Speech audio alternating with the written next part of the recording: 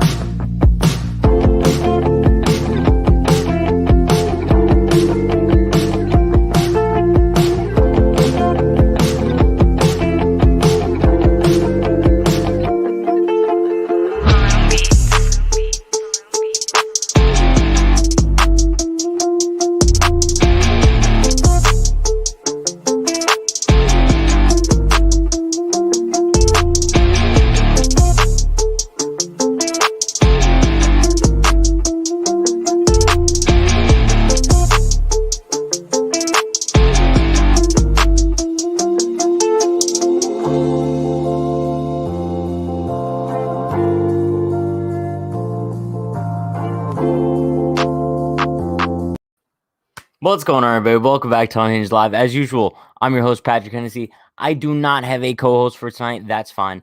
We're going to do it solo. Listen, when things go out of plan, you just do it yourself, right? I've kind of learned in life, like if you want something done right, you do it yourself. So, listen, shout out to everybody currently in the chat. Let's take roll call / attendance. You guys know the deal. Shout out to Amy, Matt. We got Junior B. We got Ed King. Shout out to Ed King. Ryan, Yankee fan for life. Reptilian shape-shifting master race. We got Bright, KJ Baseball, Devok, not so fun. We got Chens, Frank. Who else we got? We got Spades, Christopher, Isaias, Anthony, Yankees highlights, Austin Lugo, Chibuzi. Listen, shout out to everybody currently in the chat. I know today was quite a frustrating loss. Up until the 8th inning, it kind of seemed like a great kind of game to go. But then the Yankees completely imploded. They went from the Yankees that we've kind of seen the past few games that looked like they were back to normal, right? And then all of a sudden, it was just mid-April Yankees once again. So let's kind of take a look at the box score real quick. You guys know the deal. Let me adjust the graphic really quick so it makes a little bit more sense. But let's start things off with DJ LeMahieu. DJ LeMahieu kind of had a little bit of a coming out party today, right? 3 for 4, 2 RBIs, races average to 283 on the year of the 772 OPS. Giancarlo Stanton broke his 12-game hitting streak. Not that fun to see, but it is what it is. You want me to zoom in on it? I got you. It's a little bit better, I guess, right? There we go. So Stanton 0 for 4. That's all right. He's been absolutely mashing lately. But Aaron Judge 0 for 4 once again, 2 strikeouts. Listen, Judge has looked absolutely lost at the plate, and I don't listen. I think on May 1st, his batting average was like 294. We were like, wow, Aaron Judge is really back at like MVP level, right? And then since then, ever since the 5 strikeout game that I was actually at against the Astros, he's just looked like a complete shell of himself. And it's really frustrating because we know how good Aaron Judge is, and we know how important he is to this lineup. And seeing him lower his average now to 245 with an 825 OPS, I really don't want to say this because it's possible, but I hope that there's not something that he's playing through, right? Injury-wise. I really hope that he's healthy. I don't know. It's so weird how with the flip of a switch, he looks like a completely different hitter. But Gleyber Torres, 0 for 4 as well. That OPS isn't looking too pretty this season, probably because he hasn't hit a home run yet. The power just hasn't been there for Gleyber, but that's okay. It's going to come eventually. And I think Elvis kind of makes a good point. Judge may need a day off, especially looking at his error in the outfield today. He's just lost all around. So a day off could probably help him. I wouldn't mind him getting a day off tomorrow, a day game after a night game, especially against Scherzer. Be a tough day for him anyway. So, yeah, tomorrow might be a day he gets a day off. But Aaron Hicks, 0 for 3 with a walk. Batting 196 now, 640 OPS. Gary Sanchez had a solo shot today. Brandon actually predicted that. Listen, shout out to Gary. We know Higgy's not playing too well. So if Gary could maybe try to get hot we could see him kind of get some more playing time at the starting catcher spot. But I think it's almost a guarantee Gary's not playing tomorrow. Higgy has kind of inserted himself as both Kluber and Cole's personal catcher now. It's a little bit crazy. So especially with tomorrow being a day game after a night game and with Kluber on the mound, I'm almost certain Higgy's going to be catching tomorrow. But this is definitely a good sign for Sanchez. He went 1 for 3 with that walk. So listen, shout out to him if he continues to improve things. But Clint Frazier, let's talk about him for a second. Only because, one, he made that fantastic catch in left field tonight that, listen, a lot of people were kind of questioning him for, saying like he didn't need to dive. What? That makes absolutely no sense. But he went 1 for 4 with an RBI as well, came in the 9th inning. But listen, Clint is one of those guys who laced a few line drives tonight as well. Just got so unlucky. He had 2 line drives to center field that were caught. I mean, just unluck. I feel like it happened with a lot with the Yankees tonight. They hit a lot of well-placed, they didn't place them well, but they hit a lot of balls well, but they were just very poorly placed, and it resulted in not a lot of hits. But Andujar went 0 for 4 in his first game of the season. I'm not the biggest Andujar guy, but it's like, is there anybody better than him? Derek Dietrich. But listen, Tyler Wade 0 for 2 tonight with a walk, kind of taking it down to the pitching, where the game kind of imploded a bit. Shout out to Jameson Taillon. I'm going to say this might have been a very good sign for him, simply because we saw the length at Taillon for once, right? And we discussed this in the pregame. I kind of predicted he would go 6 innings, 3 earned runs, not to toot my own horn, just saying. But yeah, he went 6 in the third, 3 hits, 3 earned runs, and 1 walk. He gave up the home run to Josh Bell, correct? Yeah, he gave up the home run to Josh Bell and Yan Gomes. Yeah, so that's really where the runs came from off of Taillon. Wandy Peralta came in the game. I have to admit, I'm kind of impressed by Wandy Peralta. I know we were questioning it like after the Talkman trade, like whether or not Peralta could live up to the hype, but I think he certainly has so far. He's kind of solidified himself as the second lefty in the Yankees bullpen, obviously behind Chapman. I think he's definitely risen over Wilson. So I think it's kind of between him and Litke right now, who's like feeling Britton's spot until he comes back, right? Loaizaga had his first really bad outing of the evening, of the season, actually. Took the loss tonight, only got 1 out, 4 hits, 5 runs, 4 of which were earned. It did suck because he did get bit a little bit by the Yankees' poor defense, where they made 3 errors, one of which was Judge's kind of misplaying the outfield. And then we had DJ's throw, which Tyler Wade saved. And then Gleyber Torres, which that was completely unexcusable, disgusting. But yeah, Loaizaga gave up those 4 earned runs. And then Sessa came in, who also was having a great season before this. Gave up 2 earned runs himself, 3 walks. I mean, all around, the Yankees just didn't look like themselves today, and it's so disappointing. But listen, chat, that's me going over the box score. Let me change up the graphics a little bit just so it makes more sense. There we go. So as you guys know, I am by myself today, as you can tell. So if you guys have any questions, I'm probably going to be relying heavily on the chat for tonight's postgame. But there is one thing I want to discuss. And kind of how have the Yankees gone from looking untouchable in the entire Detroit series, right? And then the first 2 games against Houston, they were on a 5-game winning streak, right? And then now all of a sudden, these past 2 games, it's like they look, I don't want to say they look lifeless, but like they kind of look like the same Yankees that we saw earlier on in the season, right? They don't look like they're playing very well. They're making sloppy plays defensively. And I don't know if anybody else could relate to me on this, but like tonight's game gave me really bad deja vu from the game against Tampa. Who remembers that game against Tampa when they made like all those brutal errors? And I felt like that was kind of the low point of the season. And now I think it's so important that they're going up against Scherzer tomorrow. It's going to be interesting. Because, listen, Corbin was so hittable tonight. They just couldn't really piece anything together besides DJ LeMahieu. DJ LeMahieu, I mean, if it wasn't for him, I'm pretty sure he scored all the Yankees runs tonight. Two of them, except for Gary Solis shot and then Clint's RBI on the ninth. But I feel like DJ was the only one to really produce in the lineup tonight. And it's getting a little bit frustrating where it's kind of like that scenario we saw in the postseason last year with Stan, right? If Stan wasn't hitting, it seemed like no one else was hitting. And tonight, DJ was hitting, no one else was hitting. I don't want the Yankees to only rely on like one guy in the lineup, right? But that's what I'm saying. Like Corbin was so hittable tonight. They easily could have gotten to him, but they didn't. And I think tomorrow's really important just to see how they rebound against Max Scherzer, who's a great pitcher. I'm kind of expecting a pitcher's duel tomorrow. something like we saw when Kluber went up against Urena. Hopefully they could get to Scherzer. I don't know. We'll see. But let's see some of the comments in the chat. Ed King says, no way is Dietrich better than Andujar. Listen, if we're looking at like AAA stats, no. But I think Dietrich should just get a shot in the majors. Like, what's the worst thing that could happen? I mean, But Clint makes a diving catch. He didn't need to dive. Gardy makes a diving catch. What an amazing play by Gardy. It's so crazy because on our Twitter account, I tweeted out a video of the Clint Frazier catch.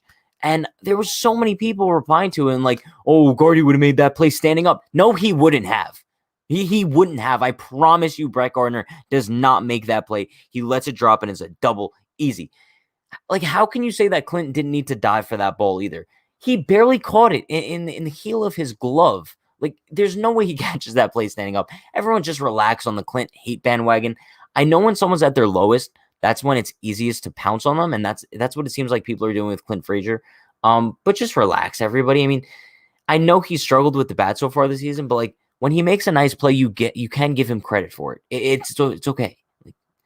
But moving on from that, because you guys know I could go on all day about that. Are the Yankees bullpen not going to dominate every single time? That's just baseball. What's important, they perform in the postseason. That's all that matters. Sure, I definitely agree with that. I would just say it's a little bit concerning that you hope the bullpen isn't becoming gassed in the beginning of May, right? Because we talked about this earlier on in the season, the sense that the Yankee starters weren't really giving them length for the entirety of April, right? So we were thinking maybe like around like June, July, the bullpen was going to start to be gassed. I hope that this isn't a sign of that now, especially Loaisiga not looking good tonight, Sessa not looking good tonight. But like you said, they're not going to dominate every single game. They're going to have clunkers. Tonight was one of those, but I don't know if I'd really place the choking tonight on the bullpen. Obviously, they played a part in it, right? But I think it was more so the defense and just kind of like the sloppy defense late in games. You just can't have that at all. Also, chat, I just hit up Derek to see if he would like to join us for the postgame tonight. So I'm going to be emailing him the link to join. So just give me a second for that. Pretty sure he is going to be joining us shortly. Okay, back to the chat. Also, chat, let me know like if you guys like the solo streams. Like, let me know because I think this is one of the first that we've actually done. That I've actually done. So let me know how you guys like solo because usually I have someone else I'm talking to, but I think it's cool to kind of just talk to you guys. Let's see what we have. No, Gardner definitely wouldn't have called that. Frazier is the beast in the field. True. Pat, people just love Gardner. I don't know why they do. I get why they could like Gardner. Long-term Yankee, solid Yankee. But I think like we have to realize like there's a difference between being a loyal, solid Yankee and kind of still being productive in the field. And I don't think Gardner really provides that anymore. But let's see.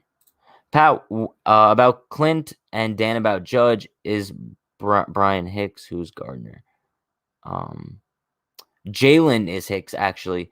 We don't have a Gardner lover. We really don't have a Gardner lover. Let's see. Any streamers love Pat? I like the solo streams. Love it, Pat. Appreciate it. Let's go. Thanks for doing this, and I needed it. You're the best Unhinged crew member, low-key. Well, I mean, I'd hope so, you know. If and when Luke and Zach come back, we're still like this. That's trouble, fellas. Well, Luke Voits should be back on Tuesday. So with Luke coming back Tuesday, I think Britton's expected to be back end of May. I think Cashman said in the press conference last month that he's expected to be back either May 31st or June 1st. So that's possible.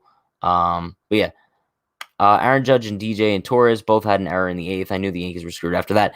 You know, that eighth inning just felt odd, right? We kind of just expected something really bad to happen. And it was just like such a poor chain of events that kept progressing. It was bad. Gardy showing his age, he is. And I think it's crazy that he's a player option for next season. So I think if the Yankees don't win the World Series this year, we could just about guarantee Brett Gardner is going to be coming back next year. But let me introduce the guest of the evening. We got the man, NYY Recaps himself, Derek Lewandowski. How are we doing, Derek? Been better. How you doing? Listen, you know what? Usually I say I can't complain, but like I kind of can't complain tonight just because this was such an abysmal loss. Dude, I'd never take a night off. I never take a night off, ever. I was actually working on this like big desk that I bought for like the first 5-6 innings, and I was furiously taking notes as I'm like putting this huge thing together and wiring everything up. Sorry if the sound's all screwed up. And the minute I get done and I'm like amped, I'm like, yeah, this is gonna be a good stream. 3-3 game in the 7th inning. Yeah, right. I was like, this is gonna be great. And then all of a sudden, it just like the floodgates open, and I was like, you know what? I'm just gonna take the night off. I deserve it. No, yeah, like I was thinking that too. Like entering the 8th inning, I was kind of like, wow, we're kind of like shaping up for a good game here. Like we might go into extra innings. If Judge hits a walk-off, like perfect way to get out of the slump. Then all of a sudden, Derek, like the 8th inning just turned into like the hellgates broke open and like all the demons are flying out. Like I mentioned this earlier on in the stream. This gave me really, really bad deja vu from that game against the Rays earlier on in the season. You remember that? Where the Yankees made like a ridiculous amount of errors. It was really bad deja vu from that. It was 8-2 that night. I still remember that. And what's funny about that, I'm not sure if you're familiar with Yankees Media Center. It's this guy, Ethan Tyndall. He does some highlights and stuff too. And he does like hype videos. All his hype videos. And we did a project together. So we chat occasionally on Twitter, and he was at that game. And then he was at tonight's game too. And I was like, dude, stop going to the games. You're obviously That's bad. killing the Yankees. No, Dude, I mean, to make it worse, let me just tell you what happened. This is the capper of the night.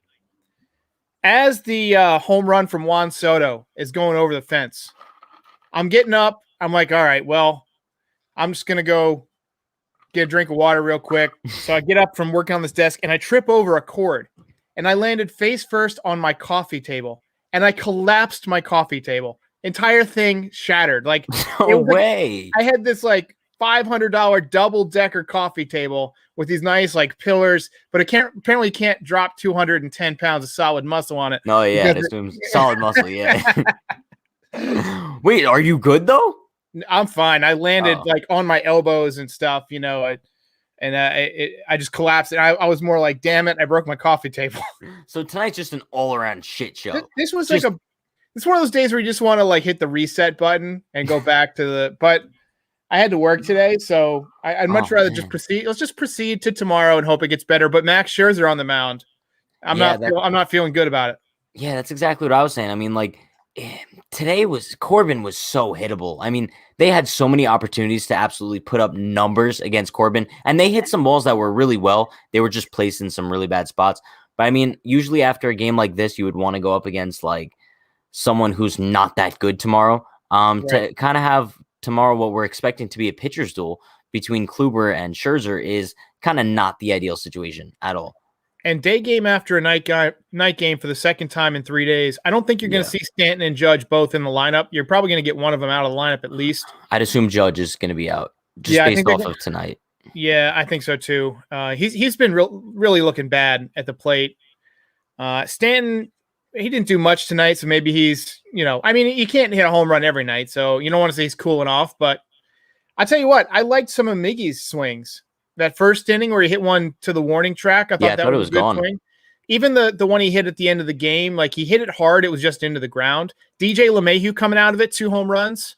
So Sanchez hit a home run. So it wasn't all like it was 7 innings of good baseball. Yeah, it was a decent game. If this was one of those 7-inning games and we went right to the extra inning rule, I would have been like, well, but hey, look, I not a great game for the Yankees, but we've seen worse. And over the course of 162, you're going to have a few like this. No, yeah. And I think kind of the biggest bright spot from tonight was Jameson Taillon. Only because, listen, I kind of said in our post game, like, if Taillon could at least pitch 6 today, I'll be so satisfied because this was his 6th start of the season and we haven't seen him kind of pitch into the 6th yet. And listen, I said if he could go 6 and give up 3 earned runs, that would be an ideal situation. And that's kind of what he gave us. He pitched into the 7th tonight, 1 out into the 7th. So that was perfect to see from him. I think it's finally great to see him trending upwards. I feel like he's been so stagnant, kind of in the same progression track for his past few starts. So if he can continue progressing moving forward, I think right now he's the Yankees. I would say he's their 3. So if he could kind of solidify himself in that role moving forward, I think that would be a great situation. Yeah, I thought his stuff was really good. I was actually gonna say in my post game, I started taking notes, but I just finished after they scored like all those runs. I was just like, whatever. But one of And the then things after that, the coffee table incident, you're just yeah, like, yeah. I was like, tonight's not gonna go well. One of the things I wrote down was despite the home runs early, I thought this was the best he's looked all season, just in terms of his stuff. He's been more efficient. He's had better stats. But tonight, his stuff was consistently sharp. Like his curveball was great. His fastball was great. His location, for the most part, was great. He just made some mistakes with location, and that happens. I mean, that's just part of being a pitcher. Yeah. But also, I mean, I was kind of talking about this before you came on. And regarding the bullpen, right? The bullpen has looked fantastic all year. Loaiza and Sessa in particular, and they were kind of the ones that looked the worst tonight as far as pitching goes. Are you concerned at all about the bullpen? Because I know like some people might think, oh, like is the bullpen already burnt out? And I guess it's a fair question to ask, depending on, well, considering how least amount of innings the starters have given them so far and how much the bullpen has had to throw. So do you think that this is a sign of them burning out early, or is it just like one of those clunker games? No, I'm not worried at all. I mean, even Mariano Rivera, if you go back and look at his numbers, and I watched pretty much I don't think I missed a pitch of his entire career. He would have a week every summer where he just couldn't get anybody out. The rest of the summer, he'd basically have a 0 ERA, and then he'd have like a 10 ERA for like a week or two. And I just think that that's something that happens to relief pitchers. When you're pitching at irregular intervals, you're not pitching every fifth day. You're just going to have weeks where maybe you're not feeling great. And, maybe you've worked a little bit too much in the previous week. You need a few days off. You come back, maybe you lose the grip on your breaking ball from time to time. For a starting pitcher, if you lose the grip on your breaking ball for a week, it's one bad start. But if you lose it for a week as a relief pitcher, it's 2 or 3 bad appearances usually. So that's why relief pitchers, you'll see them dominate for long stretches at a time, and then you'll see them suck for a little while at a time. Adam Ottavino, a couple years ago in the playoffs, actually, he seemed to always run out of gas in the playoffs. But when he would lose that slider, he couldn't get anybody out. But then for most of the season, he's unhittable. So that happens to relief pitchers. I'm not concerned. My man Lasagna is going to get it back. No, yeah. I mean, also talking about that, another guy, Dellin Betances. I feel like every single season the guy would be so dominant all year, and then like September would roll around, and then all of a sudden he would just collapse. And I feel like that happened multiple years in a row. So yeah, it's definitely a thing with relievers where they go through streaks of mostly highs, but then the lows are like really bad. But are you concerned about Judge at all? I wouldn't say concerned. It's got my attention. Like, do you think he's fully healthy? That's really my main question. What I was going to say is that I didn't like the way that he grimaced after he got up the other day from making that catch in right field. I just didn't like it. I didn't like the way he kind of, and he kind of just shook a little bit. Like I thought, maybe he kind of came down hard on that knee. Could you imagine? Oh God, I can't imagine because I've lived through the last 3 years, and that every Yankees fan is like holding their breath that he's healthy. But, no, I know. I mean, slumps happen, but injuries happen, and guys play through stuff. I say you give him a day off tomorrow, and just hope he comes back on Sunday. Yeah, it's maybe just give him 2 days off. They're off Monday, right? Yeah. Give him tomorrow and Sunday. Give him tomorrow and Sunday. Punt this series. Try and win it without Judge if he's feeling anything, and just be like Aaron. Be truthful with us. Are you feeling anything? We don't need you to be a hero this weekend. We need you for the season. If you're feeling anything, you're sitting, Saturday and Sunday, and then we're off Monday. Come back Tuesday against the Rays, ready to rock and roll. That's what I would do personally. I would say if he's not feeling anything, you probably just sit him tomorrow and then have him come back Sunday, just so it wouldn't be that long of an absence for him. But if he is kind of feeling something, I would definitely sit him both ways. But the only reason I kind of consider he might be fighting through something is because just kind of like the drastic difference we've seen from him in a week. I'm pretty sure as early as May 1st, which is like less than a week ago, he was batting like 294, and we were kind of seeing like we thought that we were about to see a month from Judge where he was going to hit like 15 home runs and just kind of put up MVP numbers and put himself in that discussion. And then all of a sudden, he just collapsed, like with the flip of a switch. I think it all started with that Astros game where he went 0 for 5 that I was actually at with Dan. And I feel so bad for Dan because we know he's like the biggest Judge guy in the world. And of course, the one game he goes to, Judge goes 0 for 5 with 5 Ks. Like, you can't even make it up. But I mean, it's just I don't want to say the 3-hole is cursed, but the 3-hole might be cursed, Derek. It seems like anybody who goes there just doesn't perform well at all. It's the place where batting averages go to die. I don't know. Like, tonight was just such an awful game. Like, usually after a Friday night game, I like to play a little MLB The Show or whatever. But like when they lose like this, I don't want anything to do with baseball. No, yeah. And so it's like I'm just gonna watch the new Mortal Kombat movie. my wife fell asleep 2 hours ago, so I'm just gonna watch the Mortal Kombat movie without my coffee table. No, make sure you don't crash into anything else though. Yeah. But do we have any predictions for the rest of the series? Like, do you think they're gonna rebound tomorrow, or you think it's just gonna be like another complete disaster? I think they're gonna lose tomorrow. I just don't like the matchup with Max Scherzer, and even though Corey Kluber's been good 2 times in a row, the Nationals looked like they were swinging the bat pretty good tonight.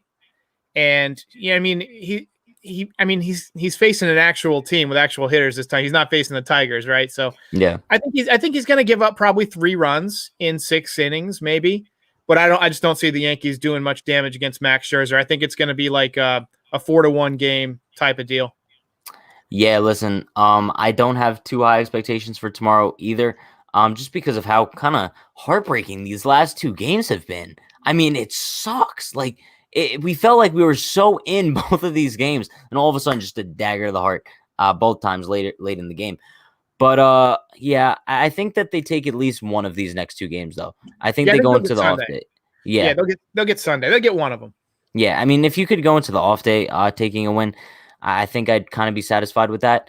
And then they start a series with who on Tuesday? I think it's Tampa Bay. It is, right? I think they go to Tampa Bay. I could be wrong on that. Let me check that real quick because I'm pretty sure you're right.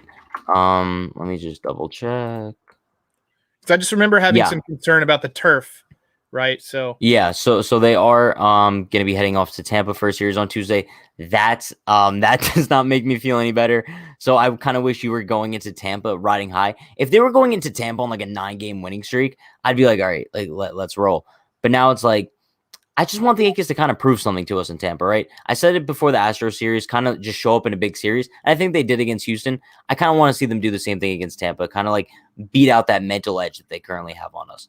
So Ryan posted, thanks Ryan Tuhey, that they go to Tampa Bay and then Baltimore and then Texas. I'm anxious to see that new Texas ballpark, how the Yankees do there. I know they played the playoffs there last year, but honestly, after the Yankees lose the playoffs, I watch the highlights. I don't watch it. I can't sit through because the Yankees hold me prisoner for 6 months. You know, I haven't missed more than maybe a handful of games since 1992, right? So I'm obsessed with this stuff. But then once the Yankees lose, it's almost, I'm not happy they lose, but it's almost a cathartic release. It's like, well, now I can go to the movies. Now I can go out to dinner. Yeah. Now I can, hang out with my wife, take my dog for an evening walk without being prisoner. I could actually live a normal life now. And nights like this, where you get blown out, I'd actually rather have one of these nights than losing a tight game. Like if they had lost 4-3, I would have been more pissed than if they lost 11-3. Right? Because I feel like if you're 1 run down, you can come back. But it's once they were down like 7-3, 8-3, or whatever it was, I was like, well, you might as well just like call off the dogs, get some guys some rest. And then at that point, it's like, it just takes all of the stress off of me. It's like, well, whatever. These nights happen. Mama said there'd be days like this. There'd be days like this. So that's a song, isn't it? Yeah, man. It's one of the greatest songs of all time. Okay. No, I knew it sounded familiar. I'm 100, man. You make me feel like such an old man. Listen, Derek, I was gonna ask you a question, but I didn't know if you were gonna make a video about it and you were gonna like spoil it. The Clint Frazier situation. Do you want to save it? I decided to call off the dogs on Clint Frazier. Okay. Was that after our discussion? Yeah, I mean, I talked to a couple other people just to get a feel. So let me explain to the audience because I'm not sure if your audience knows about this. So yesterday during the game, Clint Frazier hits a 2-run home run, and I'm rooting for the guy. I love Clint Frazier. I think he's a great athlete. I think he's going to be a great player for the Yankees. But after he hits a home run, he gets back to the dugout, and he signs a ball for Spike Lee, And that's one thing. You can sign, sometimes people sign balls and they hand them to the clubhouse guy or the ball boy or whatever, and deliver this to whomever. That I don't have a problem with. What I have a problem with is him turning his back to the field while the game is in progress and trying to talk and have a conversation with Spike Lee. And to me, I just feel like as a young player, there are things you can learn. Even if you've just had success and hit a home run, you can watch the game. You can support your teammates. Judge struck out 7 times in a row, but he was still instantly back in the dugout cheering for Gio Urshela when he got a base hit right away. And I just felt like he took his focus off the game. He took for granted that he had a little bit of success. And I communicated with you. You didn't have a problem with it and I realized maybe I'm old fashioned. Maybe that's a thing. And maybe I need to evolve with the times, but I'm used to guys like Don Mattingly and Paul O'Neill and stuff who, there would be a time and a place. They would ignore little kids who are asking for autographs. There's a time and a place for autographs and there's a time and a place to play baseball. And I just feel like once that bell rings and the game starts, your focus should be on the game 100%, not 98%, not 99%. Somebody said, well, it took like 5 minutes. And I was like, well, what's the appropriate amount of minutes to hobnob with fans, right? And it's just kind of a gray area. And I realize that I might be generationally different than folks like you and some of your people. And I didn't want to alienate my audience while I'm still trying to grow it. So I decided to just call off the dogs on Clint Frazier. But I had written a script where I took him to task, my friend. I swear to God, if you guys saw some of the stuff that's on my editing room floor, so to speak, a lot of times, like I'll create something where I just rip into somebody and I swear so much that it's crazy, and then I'll step away from it. I'm step away from it for a half an hour and then watch it and see if I'm in the same emotional place. And if I'm not, then I just say, you know what, I was just venting. And that was a good exercise for me to vent, but no one like a diary. But yeah, but no one needs to see this. And so I decided that the Clint Frazier thing, it's just probably a generational thing with me. I prefer guys who are very professional and focus on the game at all time. But Clint Frazier's not that guy, and he's never going to be that guy. And so rather than potentially cause more drama for him, I just want him to succeed. So I have to realize that at this point I am an influencer in the Yankees universe, and it's not appropriate of me to bash a guy when he's just being him. Yeah, and I guess like you kind of mentioned, it might be like a generational gap kind of thing. But when I first saw it, I thought it was kind of cool. That he was kind of interacting with fans or whatever.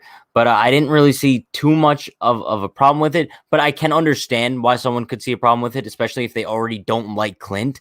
That would just be like the nail in the coffin. Be like, look at this guy. He's not even paying attention during a game. You know what I mean? And I love Clint. I do. Yeah. No, yeah. But that's also why I kind of mentioned to you. I think everything that Clint does has such a magnifying glass on it. Whereas if that was, I don't know, Giancarlo Stanton, for instance, especially with the hot streak that he's on, I don't think anybody would have been kind of as mad at him as they were at Clint, simply because Clint's not really producing that much, and also just because Clint is already hated by a ton of the older fan base, I guess you could say. But yeah, I mean, in general, I think all of us just want to see Clint succeed, some more than others. I mean, even when Clint makes great catches in the outfield, people are like, he could have made that play standing up. That catch today was absolutely asinine. Insane. That was one of the top 5 catches I've seen in my life. And he has like number 4 too, like a couple of days ago, and it was like the same thing in Cleveland. Remember? Yeah, the Cleveland one was I think the Cleveland one was a little bit better than yeah. this one, but this one was still amazing. Yeah, and so after it was actually when he made that play was when I made that decision. I was like, you know what, I'm not gonna go forward with that. Like calling him out, and plus it's like separated by a day now. I was like, I've cooled off a little bit. I was in a bad mood yesterday. I called somebody on my stream a moron. I was listen, Derek, someone I believe we were doing a watch party, and someone to commented in my chat. They're like, Derek is ranting on Twitter. I'm like, no way. Like, I gotta go see this. And I saw you were like losing your mind about the Clint thing. I'm like, all right, I'm gonna let Derek just like let all of his steam out. Clearly, he's not himself right now. Yeah, I consider myself pretty mild-mannered most of the time, but I do have like that every once in a while that just outburst of like I'm just so pissed that I just lose it. No, yeah, And we all do. and the Yankees lately have been making me feel like that. Yesterday was, a game that I really wanted. I really wanted that sweep with Garrett Cole on the I mound. know. And when they gave that up, I was just, you didn't want to be around me yesterday.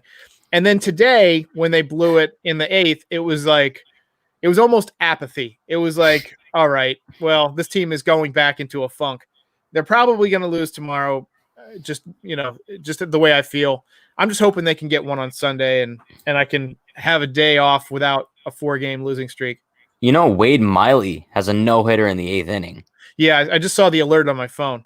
That I think it's going to I know we found out in the offseason that the balls were a little bit different this year and it was kind of going to limit home runs a little bit. I think it's a little bit extreme at this point how significantly downgraded the offense is this season. Like Wade Miley should not be throwing a no-hitter.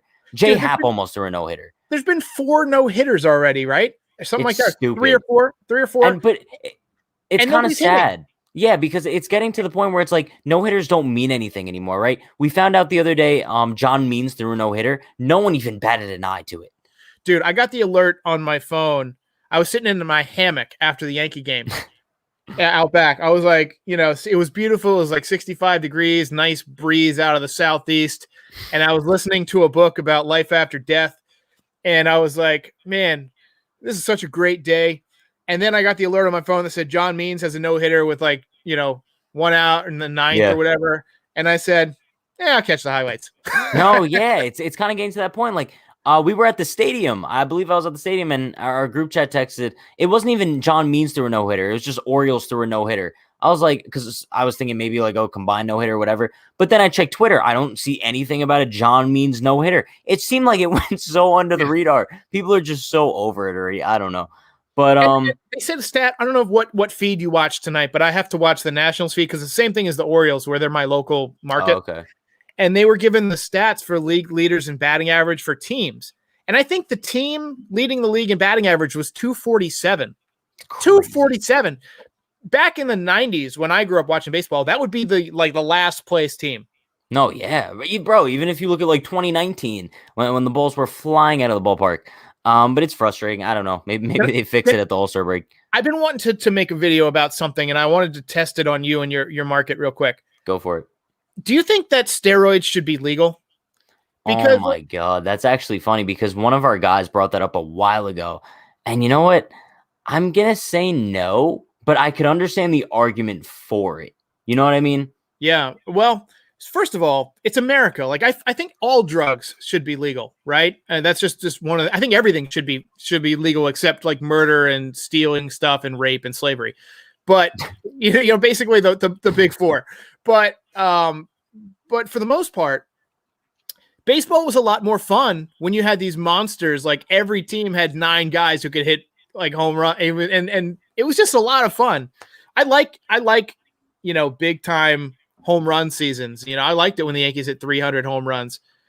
And I was curious what your audience think. Anthony Fernandez all about legalizing that cocaine. No, yeah, I mean Anthony's got an 8-ball. He can't wait to get started on right now. As soon as this stream is over, totally different. But no, I think that MLB could kind of bring back that offense without individual guys having edges, right? Because if you do legalize steroids, every single player in the league is going to start taking steroids because it's you can't have Judge taking steroids and then Billy Hamilton, for example, is going to be well, damn, maybe I should take steroids too. You know what I mean?